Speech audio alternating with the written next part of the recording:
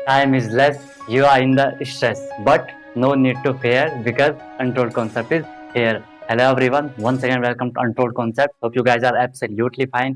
Preparation आप लोगों की बिल्कुल नेक्स्ट लेवल पे चल रही होगी, जैसा कि आपको पता है बिल्कुल एंड टाइम पे आप हो।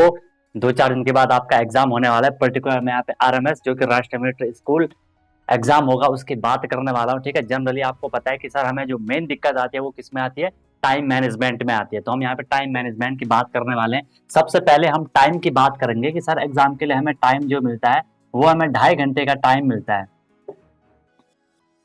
स्पेलिंग वो हमें कितने का टाइम मिलता है, 2.5 घंटे का टाइम मिलता है, 2.5 आवर। ठीक है, अब अगर हम सब्जेक्ट की बात करें गाइस, तो सब्जेक्ट एक होता है इसमें आपका मैथ जो कि बहुत इंपॉर्टेंट है, एक होगा आपका इसमें इंग्लिश इंपॉर्टेंट है, एक होगा आपका इसमें साइंस इंपॉर्टेंट है, एक होगा आपका इसमें एसएसटी इंपॉर्टेंट है, एक होगा आपका इसमें हिंदी इंपॉर्टेंट है। बोलोगे सर इंपॉर्टेंट है, ठीक है, सब इंपॉर्टेंट है। ठीक है, तो गाइज अगर हम टाइम को देखें, यहाँ पे सिर्फ 2.5 घंटे, और क्वेश्चन देखो, मैथ के 50 क्वेश्चन, इंग्लिश के 50 क्वेश्चन, साइंस के 50 क्वेश्चन, एसएसटी के 30 क्वेश्चन, हिंदी के 20 क्वेश्चन।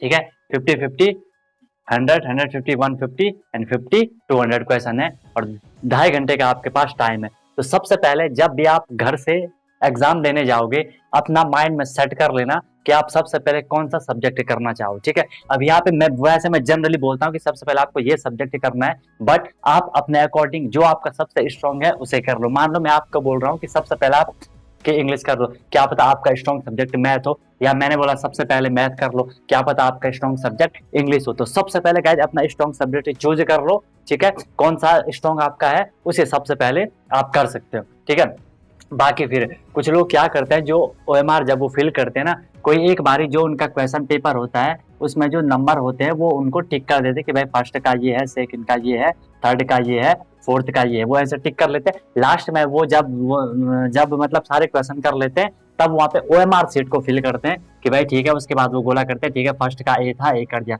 सेकंड का सी था, सी कर दिया। ठीक है, अब ये दोनों चीज में यहाँ पे इसके आपको फायदा भी है और इसका आपको नुकसान भी है।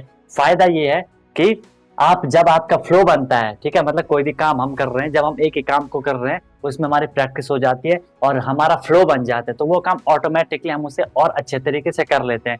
यहाँ पे लास्ट में जब आप ओएमआर सीट फिल करोगे तो हो सकता है कि आप वहाँ पे बिल्कुल अच्छे से फिल कर लो। क्यों? क्योंकि आप वहाँ पे आपने देखा कि फर्स्ट का सी है, तुरंत फर्स्ट का सी, सेकंड का डी, सेकंड का डी। तो यहाँ पे माइंड में कहीं ना कहीं एक पैटर्न हमारा बन जाता है। कोई भी काम जब हम करते हैं ना गाइज, हमारा जब पैटर्न बनता है ना, तो उस काम को हम और अच्छी तरीके से कर लेते हैं, राइट। बट इसका एक नुकसान है। नुकसान इसका ये है, मान लो आपने क्वेश्चन टिक कर दिए और आप भूल गए, भले ऐसा होगा नहीं, और मान लो कि आप भूल गए कि अभी मेरे ओएमआर में एक भी क्वेश्चन मैंने टिक नहीं करा है, सिर्फ क्वेश्चन पेपर में करा है। अब आपने वहां पे क्या कर दिया, आप एक तरीके से मतलब एक स्टार्टिंग से क्वेश्चन करते जा रहे हो, लास्ट में बचे आपके पास सिर्फ 5 ही मिनट। अब आपकी हालत खराब हो जाएगी कि भाई 5 मिनट में मुझे पूरी ओएमआर फिल करनी है। अब वहां पे हम लोग क्या कर देंगे, जल्दीबाजी कर देंगे, जिससे कि दिक्कत हो जाएगी। तो पहले इसमें आप अपना कर लो कि आपको कौन सा करना है। ठीक है, अब वो टाइम ये तो आपको देखना है ना एग्जाम में, तो मैं आपके साथ में आऊंगा कि ऐसा करो वैसा करो, ये आप अपने माइंड में सेट कर लेना। दोनों का फायदा है, दोनों का नुकसान है, बट एज ए टीचर मैं आपको रिकमेंड करूंगा कि आप साथ साथ ओएमआर को फिल करना ज्यादा बेटर हो सकता है। ओएमआर को साथ साथ एक क्वेश्चन करा उसका वो फिल कर दो। ठीक है, आप जनरली क्या करते हो, क्वेश्चन वो कर लेते हो, पहले क्वेश्चन पेपर में टिक कर लेते हो, उसके बाद आंसर कर लेते हो। हर किसी की अपना तरीका होता है, मैं बार बार बोलता हूँ, हर किसी का अपना तरीका होता है। अगर मैं अपनी बात करूँ, मैं जब कोई भी एग्जाम देता हूँ, मैं कभी क्वेश्चन पेपर रीड नहीं करता हूँ। ठीक है, मैं सीधे फर्स्ट क्वेश्चन देखा, आता है तो करना स्टार्ट, नहीं आता है तो छोड़ दिया। सेकंड क्वेश्चन देखा, आ रहा है तो सीधे कर लो, नहीं आ रहा है तो आगे बढ़ो। ठीक है, अब हम कोई क्या करता है कि पूरा क्वेश्चन पेपर एक बार वो पढ़ लेते हैं, मैथ में ये है, इंग्लिश में ये है, साइंस में ये है, एसएसटी में ये है, हिंदी में ये है। अब वो सोचते हैं पहले कौन सा करूं, फिर देखो यार ये इसमें ये क्वेश्चन नहीं आ रहा, इसमें ये क्वेश्चन नहीं आ रहे, तो वो कहीं ना कहीं हमें उससे गाइस डिमोटिवेशन आ जाती है। समझ पा रहे होंगे आप लोग मेरी बात को, डिमोटिवेशन आ जाती है कि यार इतने क्वेश्चन हमसे नहीं हो रहे, ये क्वेश्चन नहीं आ रहे। उससे क्या होगा, जो क्वेश्चन आ भी रहे होंगे, साइकोलॉजी है ये, आ भी रहे होंगे, उससे भी हम उतनी एफिशिएंसी के साथ नहीं कर पाएंगे। ठीक है, और अगर आपको ये चीज एडवांटेज, इससे आपको एडवांटेज मिल रहा है, आपको हेल्पफुल लग रही है, आपको जेन्युइन लग रही है, आप कमेंट करके जरूर बताना और वीडियो को लाइक कर दो। ठीक है, अब यहाँ पे हम बात करेंगे कि सर आपके हिसाब से जैसे हम पेपर में जाएंगे, हम क्या करेंगे। पहली बात, पूरा पेपर रीड मत करना। ठीक है, अब मैं अपना वो बता रहा हूँ, पूरा पेपर रीड मत करना। उसके बाद पहला स्टेप होगा सेकंड, इन पांचों में से जो भी सब्जेक्ट आपको अच्छा लग रहा है कि नहीं यार मैं इसमें 100% कर सकता हूँ, उसे सबसे पहले कर दो। सेकंड स्टेप आपने कर दिया, आपका एक ऐसा सब्जेक्ट जिसमें कि आपको 100% है कि यार मैं ये बिल्कुल अच्छे से कर सकता हूँ, वो आपका हो चुका है। अब जब आपका एक पैटर्न बनता है ना, आपने अच्छा कर लिया, जब आपका एक फ्लो बन गया ना करने का, अब जो क्वेश्चन नहीं भी हो रहे होंगे, मान लो 1% कुछ क्वेश्चन में आपको डाउट होगा, अब वो भी बिल्कुल जबरदस्त तरीके से हो जाएंगे। ठीक है, उनमें भी मतलब कुछ ना कुछ प्रोबेबिलिटी, पढ़ते हो आप प्रायिकता, पॉसिबिलिटी बढ़ जाएगी सही होने की। ठीक है, या अगर मैं देखो मैथ में आपके 50 क्वेश्चन है, ठीक है, अगर आप टाइम की हम बात करते हैं, 2.5 घंटे का हम पे टाइम है, अगर आप एक क्वेश्चन में 2 मिनट लगाते हो, हार्डली मान लेता हूँ, एक क्वेश्चन में अगर आप पर क्वेश्चन आप 2 मिनट लेते हो, तो यहाँ पे जो 50 क्वेश्चन होंगे ये हो जाएंगे आपके 100 मिनट में।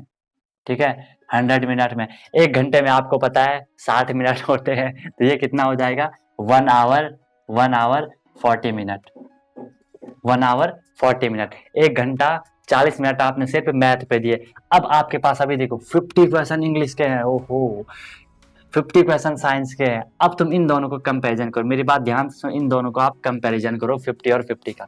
यहाँ पे आपको 50 नंबर तब मिल रहे हैं जब आप मैथ में सॉल्यूशन कर रहे हो, पूरा सॉल्व कर रहे हो, तब आंसर निकाल रहे हो। यहाँ पे आपको 50 क्वेश्चन कैसे मिल जा रहे हैं, आप क्वेश्चन को रीड कर रहे हो, हल्का सोच रहे हो, आंसर दे रहे हो। यहाँ मैं साइंस को लेना ज़्यादा प्रीफर करूंगा इसके साथ कंपैरिजन के लिए। साइंस में हमने क्या करा, ये क्वेश्चन हमने यहाँ पे ये कोई भी क्वेश्चन है, ठीक है, उसके 4 ऑप्शन है, हमने क्वेश्चन रीड करा, आंसर दिया। भले आरएमएस में थोड़ी कॉन्सेप्चुअल क्वेश्चन आता है, आपको थोड़ी बहुत सोचना ही पड़ता है, बट कहीं ना कहीं अगर हम मैथ के साथ इंग्लिश और साइंस को कंपैरिजन करते हैं तो हम इस कंक्लूजन पर पहुंचेंगे कि सर जब हम उतना ही टाइम मैथ में देंगे, ठीक है, और उतना ही टाइम हम इन दोनों में देंगे, तो वो ज़्यादा बेटर होगा। ज़्यादा बेटर इसलिए कि मैथ में आप 1 घंटा ले रहे हो, 1 घंटे में आप इन दोनों को कर सकते हो।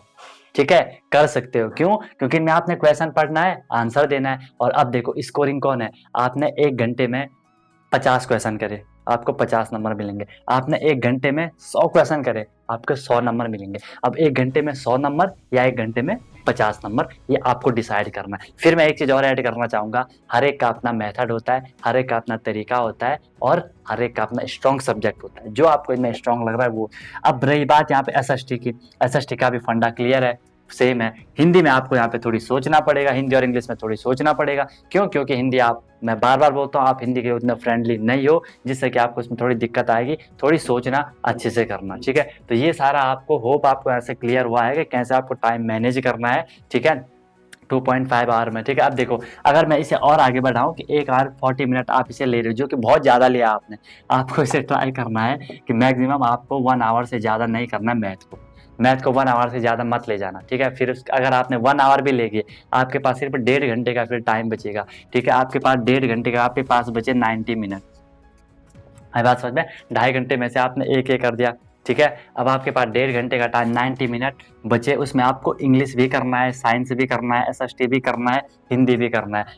यहाँ पे कहीं ना कहीं आप डिमोटिवेशन आपके अंदर आ जाएगी कि सर यहाँ पे तो दिक्कत हो जाएगी, है ना, 4 सब्जेक्ट आपको एक ही सिर्फ 90 मिनट में करना है। ठीक है, इसलिए बोल रहा हूँ जो स्ट्रॉन्ग है उसे अच्छे से पहले कर लेना। ठीक है, वैसे मेरी मानो तो पहले आप इनको निपटाने का ट्राई करना, जो ये छोटे मोटे हैं ना, लेकिन इनमें फिर एक दिक्कत भी है। वही तो, हर, अब तुम लोगों ने कॉन्सेप्ट तो पढ़े नहीं होते हैं, अगर तुम इनको करोगे ना, ठीक है, इनमें क्या पता तुमने बहुत ज़्यादा टाइम दे दिया, क्योंकि कौन, तुमने सोचा होगा यार इसका क्या होगा, इसका क्या होगा। ठीक है, लेकिन अब मैथ तो तुमने अच्छे से कर रखी है, चाहे वो सैनिक का हो, चाहे वो किसी भी दूसरे एग्जाम के लिए हो, आपने अच्छे से करा था मैथ। तो मैथ मैं समझ सकता हूँ कहीं ना कहीं आपका स्ट्रांग होगा। आई ना बात समझ, मैथ आपका कहीं ना कहीं स्ट्रांग हो रखा होगा। बाकी अपने हिसाब से देखो अब कि आपको कौन सा सब्जेक्ट स्ट्रांग लग रहा है। बाकी जो मैंने बोला उसे फॉलो करोगे। पहला स्टेप, क्वेश्चन पेपर को रीड मत करना। दूसरा, स्ट्रांग सब्जेक्ट पकड़ लेना, क्वेश्चन टिक करते जाना, आई मीन OMR भी साथ साथ फिल करते जाना, ज़्यादा बेटर रहेगा। जहाँ दिक्कत आएगी वहाँ एग्जामिनर जो वहाँ होंगे उनसे पूछ लेना। एक वीडियो इस पर सेपरेट आएगी कि आपको क्वेश्चन कैसे रीड करना है, ताकि आप उसमें मतलब हाई स्कोर कैसे कर पाओ। ये तो हमारा था टाइम मैनेजमेंट के लिए प्रॉपर। होप आपको यहाँ से क्लियर हुआ होगा कि आपको कौन सा सब्जेक्ट पहले कर देना है, राइट। फिर भी कोई दिक्कत होगी, अगर आपको प्रॉपर चाहिए कि नहीं सर हम इन जो 2.5 आवर हैं, गाइस देखो मैं इनको 5 पार्ट में भी बांट सकता था, 1 2 3 4 5, मैं इनको 5 पार्ट में भी बांट सकता था। ठीक है, बट मैंने नहीं बांटा। अब क्यों नहीं बांटा? मान लो मैंने यहाँ पे क्या कर दिया, मैंने यहाँ पे 20 मिनट दे दिया आपको साइंस के लिए। मान लो मैं ऐसे बोल रहा हूँ कि मैंने 20 साइंस के लिए दे दी, क्या पता सामने वाला 20 मिनट में ना कर पाए और वो वहाँ जाके ये अप्लाई कर दिया कि हाँ भाई सर ने बोला मैं ऐसे करूँगा, तो वो वहाँ दिक्कत कर देगा, वो वहाँ क्वेश्चन गलत करके आ सकता है। इसलिए ये आपको अपने हिसाब से करना है। फिर भी आप बोलोगे कि नहीं सर हमारे लिए तो दे दो, जिसको करना होगा वो करेगा, जो नहीं करेगा नहीं करेगा। तो मैं प्रॉपर 5 सब्जेक्ट में इस टाइम को ऐसा बांटूंगा कि आप बिल्कुल फोड़ के आ जाओगे एग्जाम को, ठीक है। बट स्ट्रॉन्ग सब्जेक्ट पहले पकड़ लेना, ठीक है। और वो आप पे डिपेंड करता है। मान लो मैंने टाइम तो बांट दिया, बट आप उस टाइम के चक्कर में आपने क्वेश्चन ही गलत करे, जल्दीबाजी में आपके माइंड में था कि भाई मेरे को 20 मिनट में इंग्लिश के क्वेश्चन करना है, ठीक है। मान लो एग्जांपल दे रहा हूँ, आप जल्दी करते कि क्या पता कुछ गलत कर दिया होगा जल्दीबाजी में, ठीक है। इसलिए आप वो आपके कमेंट पे डिपेंड करता है। अगर आप बोलोगे कि सर कि इस 2.5 आवर को प्रॉपर बांट दो 5 सब्जेक्ट में, तो वैसा भी मैं कर दूंगा नेक्स्ट वीडियो में। बाकी अच्छे से सैंपल पेपर कंटिन्यू आपको आ रहे होंगे, आपने देखा होगा, है ना।